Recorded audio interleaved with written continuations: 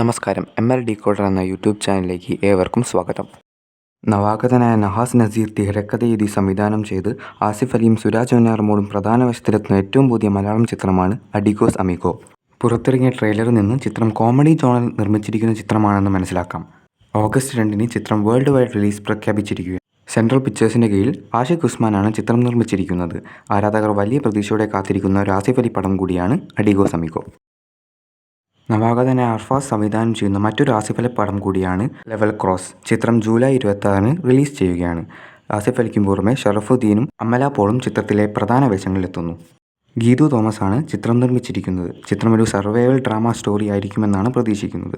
ചിത്രത്തിൻ്റെ പ്രതീക്ഷ നൽകുന്ന ട്രെയിലർ നേരത്തെ തന്നെ പുറത്തു വന്നിരുന്നു. മിഥുൻ മാനുവൽ തോമസ് തിരക്കഥ എഴുതി വൈശാഖ് സംവിധാനം ചെയ്ത് തിയേറ്ററുകളിൽ വൻ വിജയമായി തീർന്ന ഏറ്റവും പുതിയ മമ്മൂട്ടി ചിത്രമാണല്ലോ ടർബോ. തിയേറ്ററുകളിൽ നിന്ന് 75 കോടിയോളം രൂപ കളക്ട് ചെയ്ത ചിത്രത്തിൻ്റെ OTT റിലീസും നേരത്തെ തന്നെ പ്രഖ്യാപിച്ചതാണ്. എന്നാൽ ചിത്രം ഇപ്പോൾ അറബിയിൽ റിലീസ് ചെയ്യാൻ പോകുന്ന കാര്യം ഒഫീഷ്യലി പുറത്തു വന്നിരിക്കുന്നു. ചിത്രത്തിൻ്റെ അറബി റിലീസ് ഡേറ്റ് പുറത്തു വന്നിട്ടില്ല. നേരത്തെ തന്നെ സോണി ലൈവിലൂടെ ഓഗസ്റ്റ് 9 OTT റിലീസ് പ്രഖ്യാപിച്ച ചിത്രം കൂടിയാണ് ടർബോ.